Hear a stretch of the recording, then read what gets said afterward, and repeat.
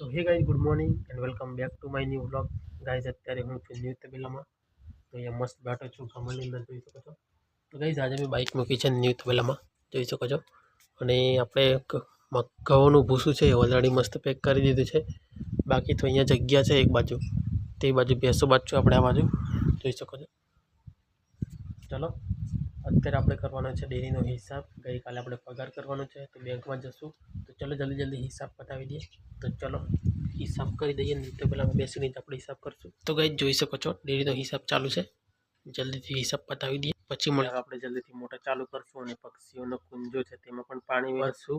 કારણ કે ગઈકાલે મેં મોટર નથી ચાલુ કરી, પ્રથમ દિવસે મેં ઓલરેડી પક્ષીઓના કુંજાની અંદર પાણી ચેન્જ કર્યું. એટલે આજે ફાઇનલી પાણી ચેન્જ કરીશું. કારણ કે બે દિવસ નહીં, પરંતુ એક દિવસ છોડી અને પાણી ચેન્જ કરતું રહેવું પડે છે. કારણ કે પાણી ગરમ પણ થઈ જાય અને પાણી રીતે એટલા માટે ગાઈશ. તો જલ્દીથી આપણે ચેન્જ કરીશું પાણી. પણ ઉનાળાની સિઝનની અંદર પક્ષીઓની આવી સેવા કરતા રહેજો ગાઈશ. બસ એટલું જ કહીશ તમને કે ઉનાળાની અંદર સિઝનની આસપાસ તમારા ઘરની આસપાસ બહુ મોટું ઝાડ હોય, નાનું ઝાડ હોય, તેની નીચે એક હંમેશા કુંજો ભરવો પાણીનો, અને હંમેશા પાણી ચેન્જ કરતા રહો 1-2 દિવસની વચ્ચે. બાકી તો કંઈ નહીં ગાઈશ, એટલી સેવા કરવાનો ખૂબ જરૂરી છે. કારણ કે ઉનાળાની સિઝન છે એટલે પક્ષીઓને બચાવવા જોઈએ આપણે. તો ચલો જલ્દીથી મોટર ચાલુ કરીએ અને પક્ષીઓનો કુંજો ભરીએ અને ફૂલછોડને પણ આપણે પાણી પીવડાવશું. તો ચલો ગાઈસ, જોઈ શકો છો ફાઇનલી મોટર ચાલુ કરી દીધી છે. હાલ છોડવાઓને પાણી પીવડાવું છું, પછી આપણે છોડવાઓ પાણી પીએ એટલે પછી પક્ષીઓનો કુંજો ભરશું. હાલ તમે જોઈ શકો છો મોટરનું કેટલું બધું પાણી કાઢે છે. બહુ બધું ઉનાળો આવી ગયો છે, તાપ પડે છે, પણ આપણી મોટરનું પાણી ગરમ જમાઈને આવે છે. કારણ કે આપણે પક્ષીઓની હંમેશા સેવા કરતા રહીએ છીએ.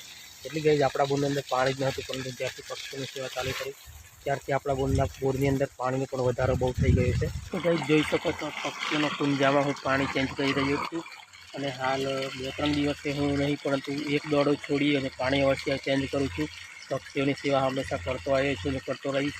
ગાઈઝ, અહીંયા 2 કુંજા હતા, પરંતુ એક કુંજો કંઈક ખોવાઈ ગયું છે, કોઈક લઈ ગયું છે. એટલા માટે હું ગઈકાલે બીજો પણ કુંજો મૂકીશ. અહીંયા બહુ બધા પક્ષીઓ આવે છે અને પાણી પણ પીએ છે. તમે જોઈ શકો છો પાણી ચેન્જ કરી રહ્યું છે. ફાઇનલી મોટર બંધ કરી દીધી છે અને પક્ષીઓનો કુંજો અને ફૂલછોડને પણ પાણી પીવડાવી દીધું છે. ગાઈઝ, ઘઉંનું ભૂસું આપણે લાવ્યા તે દિવસથી મને ગળાની અંદર કંઈ બહુ દુખે છે. શું થયું છે ખબર નહીં ગાઈઝ, પણ બહુ જ દુખે છે.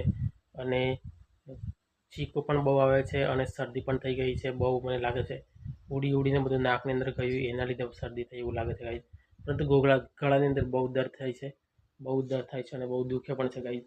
અવાજ પણ થોડો ચેન્જ થઈ ગયો એવું લાગે છે મને. ઘડી તાપની અંદર કામ નથી કરતો, પરંતુ મુકેશભાઈ આવ્યા, તેમની સાથે મેં કામ કર્યું. તો આખો દિવસ તાપને કામ કર્યું લગભગ 3 વાગ્યા સુધી. તો ગાઈઝ, એના લીધે મને શરદી થઈ ગઈ છે અને તાવ આવે એવું પણ લાગે છે. તો ગાઈઝ, તાવ ના આવે તો સારું. તમે બધા, તમારા બધાના આશીર્વાદ છે. તાવ ના આવે તો સારું, બાકી તાવ આવી જશે તો આપણા વ્લોગ બંધ થઈ જશે.